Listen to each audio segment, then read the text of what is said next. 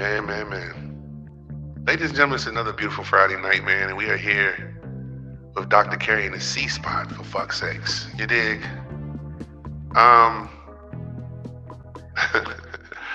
We're talking the medical field, some of the disasters in the medical field, the direction of the medical field, in all different which ways. We're talking insurance companies, from doctors, nurses, practitioners, medicine. I feel a little nauseated even thinking about it. Just you listing things off makes me feel a certain kind of dark way. Is this one of the reasons why you kind of went to a different direction? Yeah, absolutely. I was getting real burned out years before COVID hit, and that was the end. That was the coffin shut. Is that just not you? Is that a lot of people now? Oh, so many people. So many doctors? Yeah. Emergency medicine is really high burnout anyways, if you can imagine. Everybody you see, it's their worst day. Not everybody, but it's one of the worst days of their lives. And we're going to talk about it. Here we go. Ladies and gentlemen, this is the C-Spot, for fuck's sakes, with Dr. Carey. Boy, let's go. Boom, boom, boom. Oh, boy. Oh, what a night. Oh, what a night. Little yacht rock. Little undertone in there. Yeah, we've talked about a couple things tonight, which I think is pretty cool. Mm-hmm. My cheeks hurt. Yeah, listen. Because of laughter. Her cheeks hurt. You know exactly. what I'm saying? Because of laughter. Oh. There, sorry. Playing around. This is a new machine. I haven't learned it just yet. I had some funny shit to do, and anyway, anywho, it didn't fucking work. So listen, I noticed that you've went to Teledoc. Mm-hmm. You're doing a lot more speaking engagements. You found yourself a little burnt out on ER medicine, ER docking especially. That's what you were for quite some time, correct? Yep, I put in 26 years actually. Take us down a journey. Well, I went to med school here in Reno, and I did my residency in Tucson. I did a sports medicine fellowship. UNR? You got your doctor's degree in UNR? Yeah. Oh, shit. Okay. Yes. Local alumnus. Wow, I didn't know that. I thought you went to UNLV and finished at UNLV. No, the med school down there is new. They're less than 10 years old. I'm older than that. You just worked at Thomas Max, correct? Well, I went to undergrad at UNLV. Okay. Yeah. But the medical school wasn't down in Las Vegas at that time. But you worked at the hospital in Vegas. I did for a while because we had to do a bunch of our rotations down there, our third and fourth year. Which hospital was it? UMC mostly. UMC? Yeah. That's where Tupac was laid to rest, right in that hospital, correct? That is correct. One of my friends took care of him. Oh, boy. Yep. I was down there the year after he was shot. Wow. Yeah.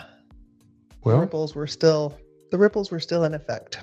So I guess the burnout wasn't too big back then. That was when it was exciting to be. Were you an ER doctor then in that hospital? No, I was a med student at that time. So I was doing my rotations down there, my third and fourth years of medical school. And then I did my residency in Tucson. Then worked in San Jose for a year, and then back up in Reno for about 20 years. I knew that I was getting burned out, and so that's when I started doing telemedicine. Started with grand rounds. That was fantastic. Explain that. Grand rounds? Yeah. Okay. They had a few different things going on. They kind of did a telemedicine where you could call in with your complaints and be seen by providers and get prescriptions and all that kind of stuff. But one of the beautiful things that they did that was amazing, that I loved being a part of, was if you or your family member had a new diagnosis or a surgery or just literally something, a hospitalization that you did not understand, we would come and gather all of your information and do a history over the phone with you. And then we could explain things to you in terms that you could understand so that you had a better education about what was going on with you. Or if it was something weird and we didn't know what to do with it, we would actually go to big, huge facilities anywhere in the country with your chart essentially and get a specialist to give you a second opinion. And that was something that I thought was totally amazing. And I loved that part of it, was basically doing a history with somebody over the phone and then gathering all of the studies and notes and office visits and everything that you had, and then make a summary for the specialist. And in about 2 weeks, without doing anything else, you would have an opinion from one of the best in the business. Was it effective, you think? Oh my God. I did it for myself, actually. Is that how you got to your situation with menopause? No. No, I actually saw a friend of mine who does a hormone clinic here in town, and he's the one I saw about what I thought was the beginning of perimenopause, but it was actually the end of menopause. So no, I had a problem with my back that was oddly diagnosed, and it only happens really to Norwegian men in their 70s. And I was a Black female in my 40s, and what in the hell? And so Dr. Rick and I did not really know how to treat that or what to do about it. And my neurosurgeon didn't really know what to do about it either. And so I ended up doing the grand rounds thing and having a specialist down in the Bay Area who had a clinic for that 3 days a week, who that's all she saw was this disease called Paget's disease. And so she was like, oh, you just do this one little infusion and then follow these labs and you're totally fine. And that was it. Thank God for getting rid of Paget's disease, man. Salute to that shit. Give you 2 of these. No more Paget disease. Yeah, it was just bonkers. But being able to do that for people and give them peace of mind and more education and learning, that was a beautiful way to practice medicine. And that's actually kind of what we're trying to bring to the farmers in Iowa, is something very similar to that. And right here on this podcast as well. We'll get to a place where we can answer some questions for educational purposes from a professional doctor, correct? That's what I'm hoping. All right. And that's where we're fucking going. You know what I'm saying? This is the C spot, for fuck's sakes. Now listen, I want to talk about medicine has changed tremendously, and there's just so much fuckery to medicine. And I'm thankful to have friends that are doctors because it helps me tremendously. But I know people that go through so many hurdles to get good information. I know people who probably can't afford, Jeffrey, also like people who can't afford to pay for top-notch medicine, because there's always a thing. I have a buddy of mine right now. Shout out to my man, Big Jim from the gym. He's down in Mississippi, Memphis, sorry. And he's waiting to get a body scan for his cancer. Yeah. He thinks he has a rare blood disease. And he's just like, there's always a runaround. There's a big country was Mark in Vegas. I tell you all right now, man, it's just a runaround, man. I'm trying to get this done. And they want to charge me for this and that. And they said I'm cleared to get it. And he's very frustrated right now. And I try to check on Jim now. This has been going on for probably about a month that I've known that this was going on. And I try to check on him every week. And it's a really hard, it's a hustle. It is. It ends up being a part-time job. How much does that affect you as a person who loves helping? Because what I just heard you express a second ago was that you really love to help and also get solutions for certain things. I think for doctors, solutions are what you guys probably become addicted to, you know, like I fixed that shit, you know, and part of that runaround could be the fucking medical, the insurance or this or that. There's always a hustle. You know, Dr. Rick is my friend and my primary doctor, but guess what? Those girls in his office are like pit bulls. They don't let you get to this motherfucker. Hey, that's rough on pit bulls. First of all, listen, you know how Dave Chappelle said he used to have to go buy weed in the bodega? He had to open up his butt cheeks. That's me at Dr. Rick's office, okay? I'm like, it's me. Consuela, it's me. It's Marcus Nesbitt. It's me. You know what? My butt cheeks. She's like, hey, it's you, Mr. Nesbitt. How are you doing? Oh, I said, wait, why did you do it in the first place? Like, it's a runaround game for a lot of people who don't have the access to have friends, and people are dying behind this shit. 100%. 100%. Well, why do you think most people become doctors? I mean, in the interviews, it's because you want to take care of people, right? And I honestly believe that probably 95% of people, that is true. Especially these days, you're not going into it for the money. I mean, once you start doing the math on how many years you don't earn any money and you're going into 6 figures of debt, and then you don't pay anything off and the interest rates just keep compounding, it takes a really long time for you to actually be making money as a physician. Like how long? Fuck that. All them years, you gonna bless me right away. That's a long time. How long? So after you go to college, how much debt do you have coming out of that? I don't even know these days. And then medical school is going to cost you a good $250,000 for 4 years. You have not made a dime. So if you have any debt from undergrad, that's still compounding interest. And you just added another $250,000 onto that. You're not starting out at 6 figures as a doctor though? But if you are, but if you're $300,000 in debt, it's called payment plan, bro. yeah, but that payment plan is on a fucking $25 a month payment, bro. right? It's just fat. It's crazy, huh? Yeah. And then you go to residency. When I was in residency, the most I ever made was $34,000. After everything? After payouts? Or that was your salary for that year? That was my salary for the year. Yeah, I think it's, I guess, correct me if I'm wrong, more beneficial in the long run if you stay with it for a long time. Correct. Get past that debt and then you know. Yeah, but it's going to take you a good decade or so. Damn. Again, like you haven't really made a single dime for 10 years or longer. So back to why people become doctors, where do you think the disconnect comes in terms of shitty care? The dick disconnect? Damn, That's you beat me to it. Mother, yeah. you beat me. That's Threw right. that in there. I was That's trying a to keep it serious and shit. And you fucking beat me to it. I'm not going to Exactly let what it we go asked her to by. do. I'm never doing it again. I'm never doing this cool shit again. I'm taking that joke. I should have took it. Fuck it. Go ahead. I'm sorry. I'm competitive. Go ahead. So. Urologist can help you with that. Oh, I'm sorry. Okay, we're going back. God. Stop it. Shit. I'm not that old All yet. right. All right. It's only 30 something. So. If your dick is disconnected, it doesn't matter what age you are. You're going to want That's a some problem. urological help. Dick disconnected. That is a problem, bro. Mm-hmm. Yeesh. Do you remember the name of the guy who got his dick disconnected? Bobbitt. The DD sounds terrible.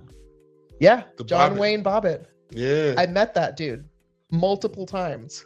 What? Yeah, he was actually a big fan of the professional indoor soccer team down in Las Vegas when I was the trainer for that team, the Dust Devils. Take his dick back? He did. Does it work? He was a porn star for a while, so I think you can look that shit up. I'd rather not, but Wow. I'll take your word for it that was what was cracking. Yeah, well, you got some homework now. Jeez Louise. I don't think Lorena I don't think she got in the porn industry, but John Wayne, Hey, let me tell you something though. Let me tell you, salute the medicine for fixing John Wayne's dick, okay? No matter what happens from here on out. You may not make a whole lot of money, but there's a person who put your dick back together like fucking Humpty Dumpty. there you go. Because his dick definitely got thrown over a wall, okay? I think it was in some kind of just along the side of the road. Nah, she chucked it over a fence. She was going driving and just chucked his dick I over knew a she fence. flicked it. She flung it out the window. Man. Just took that thing right off your Whoa, forehead. will you stop with the dildo, Oh, Pat? sorry. Jesus. That's going to be a thing now. Let's get back to the damn medicine Oh. field. We got so far off of it. This is what you do all the time. Patient care. All right. Patient care. So yeah, where's the disconnect with shitty care? Like in terms of you want to become a doctor to help people, ideally, right? That's the ultimate goal, especially probably as a little kid as well. Like growing up as a dream. Where is the disconnect to where then you start providing shitty care to people? You know, How long does that come into play before you? Is it just burnout? Yeah. What? no, it starts before burnout because the problem with having shitty patient care starts before you even get in front of us. I mean, you can't even get in to see anybody. You might have pit bulls in your way. But the biggest problem, I think, is insurance. And it's the way the whole system is structured around money rather than patient care. And so everybody needs to make sure that they're going to get paid. And the doctor doesn't even know what's going on. They don't. We don't even know that you can't get in. We don't even know that the pharmacy can't fill your prescription. We don't even know that there was a prior authorization needed for you to prescribe what you prescribed and nobody called you. And it's just every step of the way, there's some kind of bureaucratic paperwork that's in the way. And I have to say, like, we are not innocent as physicians. We are not innocent. But I still feel like way more than half of the problem starts before we even have any knowledge of what's going on. You know, I mean, Rick and I were roommates. Like, you know, we all went to medical school together. He's my primary care physician too. And half the time I'm texting him like, dude, did you look at my labs? You know? Yeah. And so, and he doesn't know because it didn't show up or it didn't happen or it didn't get sent or whatever. And so there's just this. And sometimes it's not alarming too. If there's nothing alarming, then they won't alarm him. And I just found this out like the other day. Like he was like, yo, sometimes it's cool that I just don't know that came in if I ordered it, or, you know, he was explaining the same thing. Mm-hmm. At what point, so let's run through the levels really fast of like med school, internship, residency, this, that. Let's run through all of that process real quick to lead up to where we start to become a little burnt out, where insurance companies start to come in, things become complicated, it becomes unfun. Yeah. So, you graduate from college with your bachelor's of whatever you want it to be. Then it's 4 years of medical school. And then your first year of residency is called your internship. It used to be something very separate, but now it's usually folded into whatever your specialty is. So in residency, you're specializing in whatever it is that you want to do for the rest of your career. So mine was in emergency medicine. Why'd you choose it? Good question. Because I was an athletic trainer before I went to medical school. And so I went to medical school to be an orthopedist specifically because I wanted to get back into the training room and taking care of athletes. And then at the very last minute, I did a rotation in emergency medicine to try to rub elbows with the orthopedic residency that I really wanted to go to in Tucson. And 3 days into it, I called my dad and was like, oh my God, I think I actually love emergency medicine. And what have I done? And he's like, you haven't done anything. And I was like, I spent $900 applying to orthopedics and now I think I made a mistake. And he's applying? Like, $900 doing what? Fill out an application? Applications, yeah. Total? At that time. Oh, so they're like $100 a piece. Okay, cool. Yeah. And I thought, especially since money was a little funny back then, $900, I couldn't even decide to do anything else. And he's like, I know that seems like a lot of money right now, but this is the rest of your career. You should probably just do what you want to do. And it took me a solid 4 months to actually bet on a Monday night football game. And that's how I decided between emergency medicine and orthopedics. Salute the fucking Monday night betting, man. C-Spot. Right? That's how she got there, guys. Sponsored by DraftKings. That's it. Sponsored by DraftKings. Okay. I would like your to betting station right here. If you want to bet on the NBA right here on DraftKings, right here with Dr. C-Spot, okay, we have the Knicks and the Lakers coming up next week. You can get your betting tips right here with Dr. Carey. Salute. Go LA. All right. Listen, you have no idea. We're huge LeBron fans. Oh, yeah, LeBron. Oh, it's a beautiful song. I heard he was on your freebie list. Listen, we are LeBron sexuals, me and Jeffrey. That is true. We break out and sing LeBron songs at any time we feel like it. Can I have a Hallie song? I'm Hallie sexual. We'll find it. Okay. AI has everything. Now, we're at your applications, and where do we go from here? So then you do your residency, which is anywhere between 3 and 7 years, depending on your specialty. And then if you subspecialize, then you do a fellowship for another year to 3 years, essentially. Subspecialize. And then... What is subspecialize? So say you do 5 years of orthopedics, but what you really want to do is hand. So then you do your 5 years of orthopedics, and then you do a year or two just on the hand and wrist. Okay. for the foot and ankle. Or for emergency medicine, you can do pediatrics, you can do sports medicine, which is what I did. You can do toxicology, you can do EMS, which is essentially ambulance and helicopter services. So you can subspecialize in whatever your specialty is. Okay. And then you can start actually making money and seeing patients for realsies all by yourself. So it's a long road to get there. How long? Well, It's like minor league baseball. God damn, facts. Mm. You AAA for a long ass time, ain't you? Shit.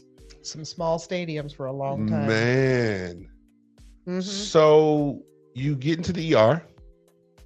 Yep. And so I got into the emergency department, and What was this at?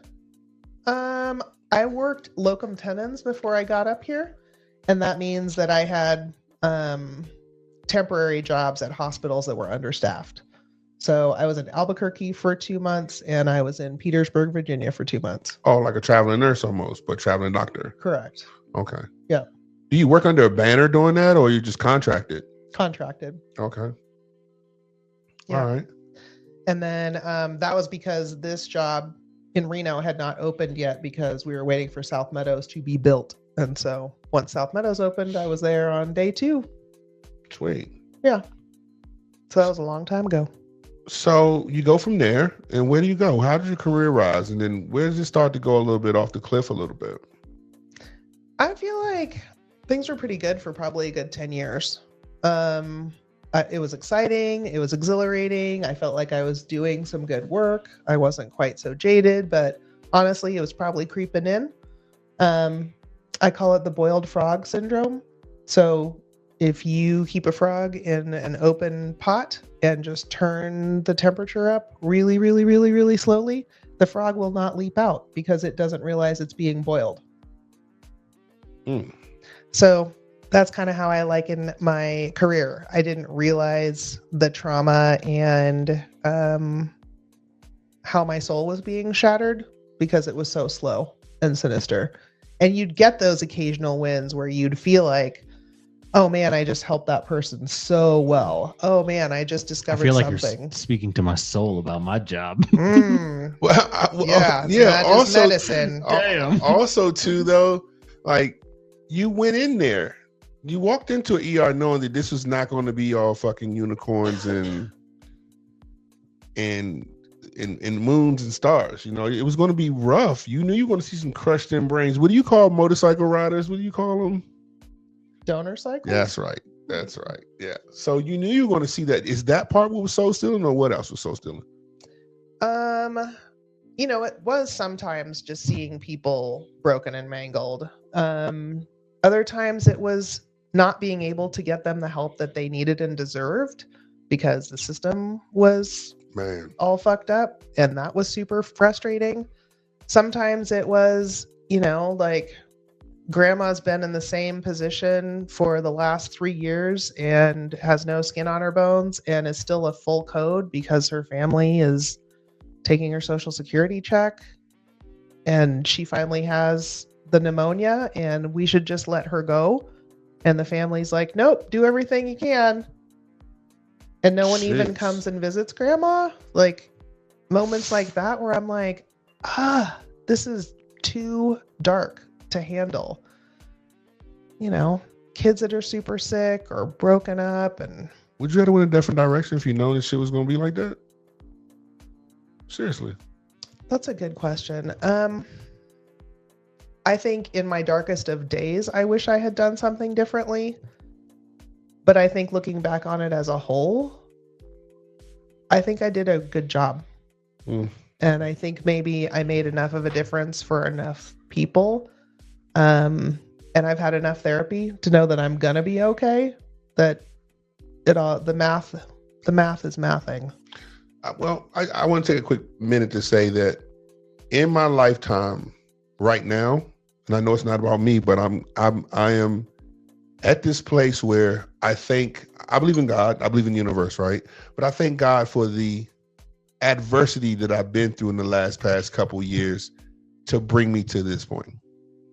If I hadn't went through some adversity, me and Jeffrey would have never got this close to be able to make this happen. And in those times, I thought it was terrible, some of the things that I had to go through, but we built so much out of that adversity. Mm-hmm. And I kind of see the same thing for you now after where you've been in the medical field. I see this great process of you have been through hell, you've seen a fuck ton, and now you can go tell the world some beautiful things about medicine, life, from your perspective, because there's a lot of women in your shoes who would love to hear that they're not the only women and people in your shoes, right? Yeah. And so I think that sometimes for great people, we got to go through great pain to become great people, because only great people can really go through those things and come out and give light to the world through their suffering and pain sometimes. Yeah, I mean, I bring a lot of experience and wisdom with me, and a lot of that came from some really, really nasty shit. Like you said, you know, I've got the stories to tell because I lived through it, and God bless Dr. Richard for pulling me out. She's been my therapist for 20 years now. And I always maintain contact with her because stuff always comes up, like even nitpicky stuff. But, you know, I would not have made it through those 20 years in the emergency department and been like a fun, happy person that I am now who can enjoy life without her. All right. In the United States is a C spot. All right. And you have your own flag, everything, right? What would the healthcare system look like, and how would that be structured for you in the C spot land? How would you structure healthcare so that it could help everybody? Because they make it seem like it's just so fucking hard to do it. And how could it be done? I cannot say that I have all the answers, but the fact that health insurance is necessary for you to get any kind of recognition by the system and be taken care of, and the fact that that is tied to your employment is a massive problem.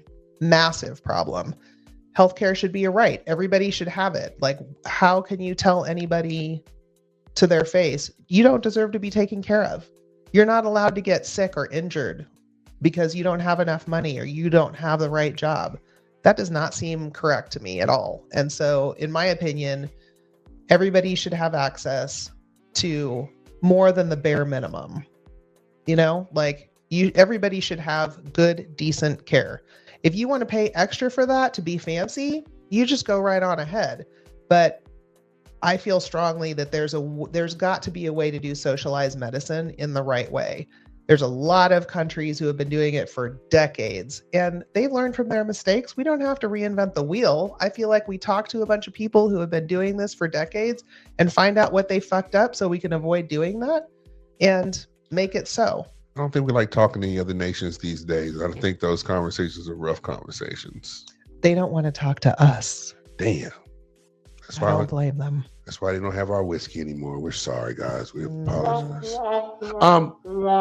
Listen, I really feel like, a friend of mine, he went overseas and he got hurt overseas. I forget where he was. It was like Switzerland somewhere. He was over that area, Prague, Switzerland, and he got hurt and he went to go pay the bill, and the bill was like $1,000 or some shit. The entire bill. Right.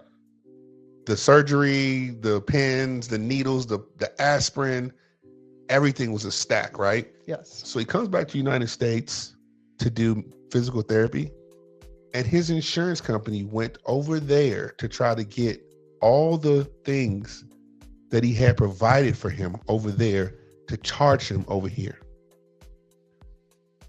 Oh my God. Yeah. He was like, yo, no, I just paid straight cash. They told me what the bill was. He's like, I was happy. He said, I paid straight cash and I'm done. So they tried to audit. What did he have over there? Oh, that costs $4 over here. It costs $200 over here. Yeah. It's a greedy game. And until we break that system somehow, until we find a way to like, I don't know. Like, how would you answer this? I don't know if it's a stereotype or not, but let's say countries that have socialized healthcare, they say a downfall of it is it takes a long time to get care. Like going in for teeth cleaning could take a lot longer than it would take in the United States, or getting seen for certain specific things, because everyone is taking the opportunity to go do it. So all the doctors are max booked. Is that one true? And two, like what is, do you have an answer for that? I have heard that that the wait can be bad. If you need a total knee or something like that, you might be waiting a couple years to get one. Which, no, that's not correct either. What's the answer? I'm guessing staffing up. And we're at such a shortage here that I don't even know what that would look like. Of doctors? Doctors and nurses, yeah. There's a lot of nurse practitioners and physician's assistants that can help with a lot of this stuff, but some things you are going to need a physician for. And I think what you brought up, Jeff, is a big problem for a lot of the places that do have socialized medicine. So I think it is going to be more staffing. Like the pro of being in the United States is my insurance will take care of my toothache tomorrow if I broke a tooth. But if I broke a tooth in a country that might have everyone get healthcare, I might wait a while in that pain to see that doctor. I'm sure there's levels to it. There could be. And what you brought up, like there could be systems in place. Teledocs help. If you paid more, you got better service. Teledocs help tremendously. I think right now, just like I said, fortunately, I can go to my doctor's house twice a week. I go there and train his kid, and I can talk to him face to face. But my wife's been helped out on Teledoc immediately. Well, that's more prescription based. Yeah, but I mean that would help that toothache perhaps for a little bit, that, until we can get you to see somebody that we can get that surfed out. But is there eagerness for young people to be doctors these days? Do you think that the climate of what we have of instant gratification with social media, everything that we have now that's kind of sort of instant, Google, do you think that there are kids raring to be doctors in this day and time? Well, I can answer that. Yes, because I have been on the admissions committee at the UNR for medical school and the post-baccalaureate program for probably 12 or 13 years. And it's still full. They fill up every year. The residency match, how you get into residency actually went much better this year than it has in the past. So there is still a thirst for that. And I got to tell you, some of the conversations that I have with my friends who are my age, who are physicians, are like, I would never let my kid go into medical school. Don't follow in my footsteps. And they're like, how? Because I'm also a mentor to pre-med and medical students. They're like, how can you tell people to still go into medicine the way it's all broken and trashed right now? And I'm like, it is broken and trashed. I think the whole thing should be burned to the fucking ground and started from scratch. But at the same time, they're not expecting what we were expecting. When we went into medical school 30 years ago, our expectations and outlooks were completely different than the kids who are getting into it now. So I feel like just how we thought we were going in with open eyes, so do they. It's just things change. Things changed on us a whole lot.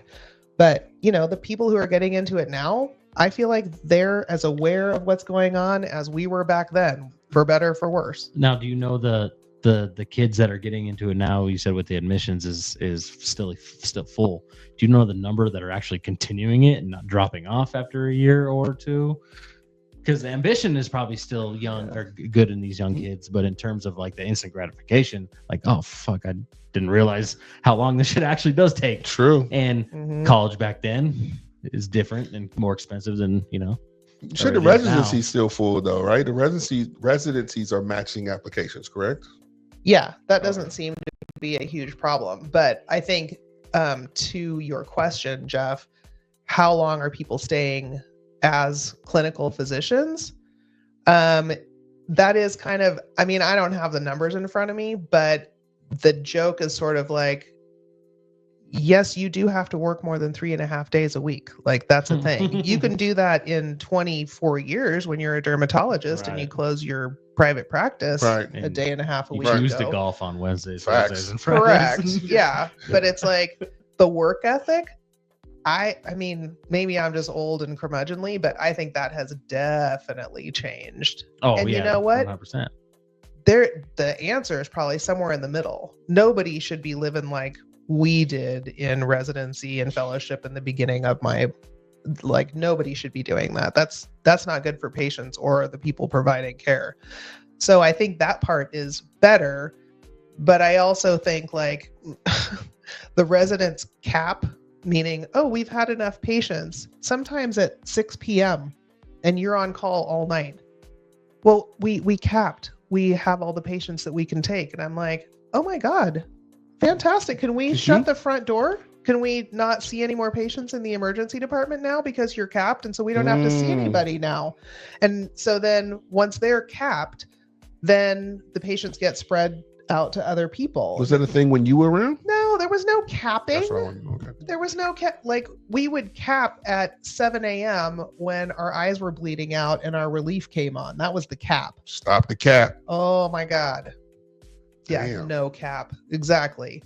Wow. So, you know, there would be times when I'm like, I understand that you guys are capped, but this is a super interesting case. Like, I've never seen this. Or, you know, you're going to be working with a consultant who says this is super rare. You should come see that we're capped. I'm like, well, you just missed out on maybe the only time you're ever going to experience this kind of medicine. And so maybe you should talk to your attending about whether or not you're actually capped. This is ridiculous. Like, come see this super weird thing that's going on. And so the answer is somewhere in between. You do not need 17 of the exact same person coming in all night long. That's not the answer. But I don't think the answer is also to cap after 6 patients when something really interesting, a zebra, walks through the door. Like, yeah, come see that. Yeah, I think that this is insurance is a money grab for sure. 100%. For sure. I had a procedure done, and I don't want to say where, because I just thought about it. I wanted to say it. I was all proud to say it a minute ago, but now I don't want to say it because I made a phone call, and this was my ablation. Oh, yeah. Remember when I was going through that shit? Very well. Like, people were trying to knock me out to do cardioversions and couldn't, and I'd wake up in the middle of it and grab their fucking shirt and shit. And I was like, yo, I can't keep getting shot in the chest every 8 months. So I went and got an ablation, and I called a former doctor that I knew, and I said, I don't have health insurance. He says, fly yourself to North Carolina, and I'm gonna do it. And I left there, and I never had a bill. Mm-hmm. I had an ablation. I was on that table for 11 fucking hours, and I never had a bill.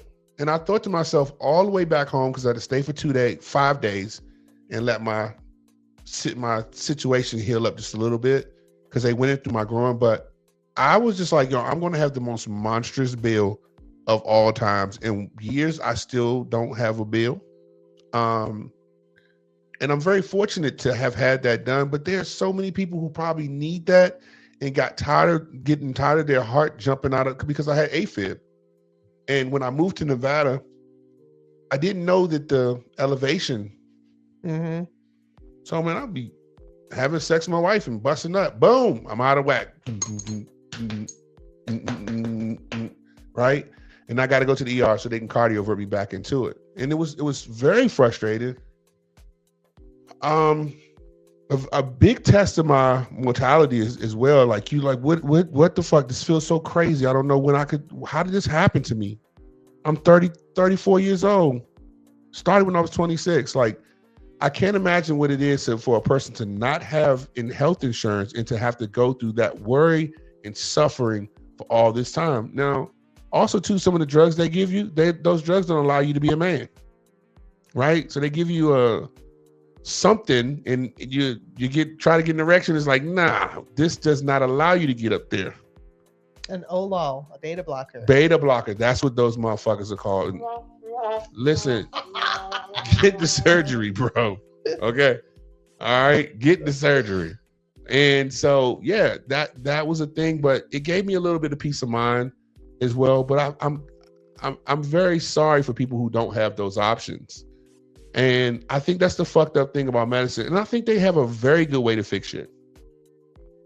I think that if Elon Musk can make a fucking rocket to go to the moon, you think they can't fucking fix the insurance system? They don't want to fix the insurance system. Yeah, Well, the people because who they are- lose money. Yeah, the people Yeah. who are getting rich don't want to fix it. That's not the providers. I think that's one of the myths of medicine is that the physicians are getting all this money, all this money, all this money. What the insurance companies are being billed for is not what is coming to the physicians. So how does it work? If I break my leg, right? I break my leg. You're a private doctor, orthopedic, right? Sure. Okay. All right. So I break my fucking leg, and then I get a referral to go to you through my insurance. They approve you. How does that look as far as your cut on the motherfucking situation? Okay, so if you look at like your EOB, your explanation of benefits, you can sometimes actually tell. So the insurance will say, well, Dr. Carey asked me for $15,000 to put your leg back together. But we have a contract with her through your insurance, through your employer, that dictates that she's actually only going to get paid $375. And so we paid her $300. So you can pay her the other $75. Like, what? What is that? How does that make any sense? And let me tell you that the person who is not employed, who also broke their leg just like you, is expected to pay that $15,000. What? So if you are self-pay and you don't have insurance that has a contract with the provider so that they can underpay the provider, you are on the hook for all 15,000 of those dollars. Okay, so let me just go back to this, Jeffrey, Mhm. and help me if I didn't hear this correctly, Jeffrey. $15,000 bill. Out of that $15,000, they pay Hold you. on, and it actually costs you $15,000 in services to put this leg back together. Probably not. Okay. But the provider has to overbill to try to get as much as they can, because they also know, like Dr. Carey also knows, they're not going to get paid $15,000 by the self-pay person. Right. Well, do you throw $15,000 or overbill just in case the insurance says, fuck it, yeah, here you go. Sure. Okay. Is there a threshold where like, no, they're definitely not going to take this versus they'll take this? No, but what can happen is, you say, I did this thing and I want $15,000 for it. And the insurance company says, we're going to give you $0. So then hopefully your office manager picks up on that and says, well, no, because we did fix his fracture, so you need to pay us. And so then there's another back and forth, and the insurance company may or may not say to go So while fuck he's yourself. fighting with the insurance company, you guys might be fighting with the insurance company as well. All the time. That's That's a wild. common thing. So that's All the time. So hold on. You just told me that if it's a $15,000 bill, the insurance company will pay you $300 out of that, correct? And then this person, when they walk in the door, probably for their copay, pay you $75. Yes. Okay, so that's $375. Where do you go back with a counter offer at that point? Like, when does that start? Well, probably the $300 hasn't even been paid yet. So if you have a medical procedure or you visit the emergency department or the clinic, that provider is probably not going to get paid for 90 days to 6 months. So that's how long this process takes in the time of computers. Where Quarterly? it should just be like, right away. hey, somebody was just here. I checked their blood pressure and prescribed them something that's going to make their lip Here's the fall proof, off. Here's my signature. There you go.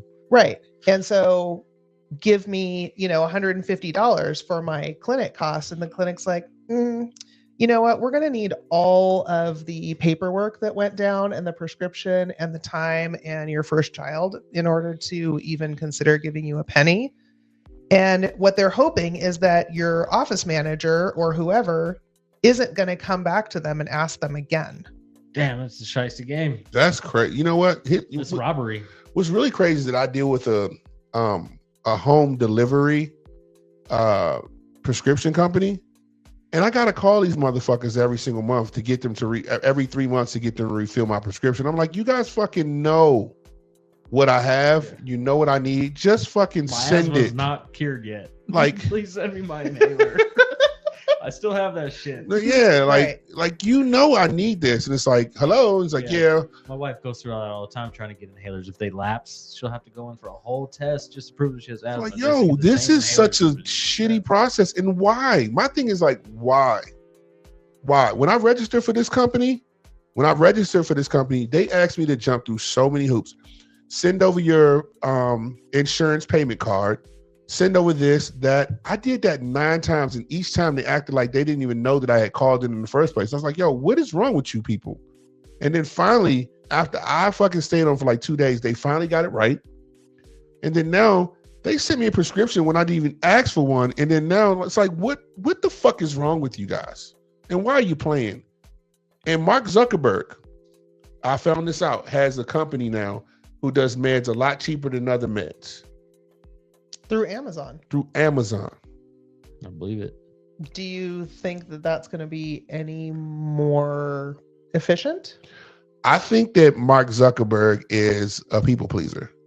And I think that it'll be a little bit, not so much as efficient, but better.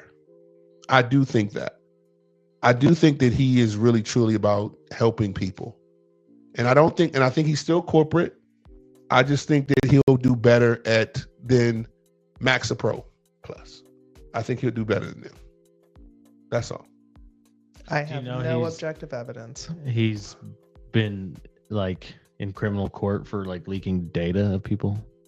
That's some other shit, bro. This is talking about some People pleaser. I mean, Wait, we fuck about we're, nobody's we're, data. we're talking about fucking medicine. Yeah, great. One of the most corrupt things ever. Yeah, he's elevating. I'm just hoping he can get corruptness. my shit to me faster than these other All right, fair. motherfuckers. You know what was trippy to me is my son has ADHD and he needed some medicine to kind of make him focus in school. And they make you go through the addictive one first and the cheaper one or whatever it is before they allow you to get the cleaner medicine, the medicine that's not addictive. So you have to try the addictive one first and say, okay, no, it's not working for him. And then because insurance will say no. That is It saves them money. and you're trying to get a patient for a long term. I feel like because it's addictive substance, it's a controlled substance that has street value. I don't So, take my Adderall at all. I try and not that's what to. they've wanted to start. I don't understand why, if a parent wants that certain medication, why can they just not? And the insurance is going to end up paying for it anyways once we say no to the first one, or try the first one and it doesn't work. They end up still paying for the fresh one anyways. I don't know. It's fucking wild. You know what's crazy too is like I had a surgery on my knee, on a scope on my knee, and the doctor gave me like Oxycontin right off the bat, and I was like, "Yo, you ain't got some shit in between this shit, bro? Like it's a scope. It's not an ACL surgery, bro. Like I'm going to be back on the field in like 4 days. But it's cheaper. Oxycodone is cheaper, huh?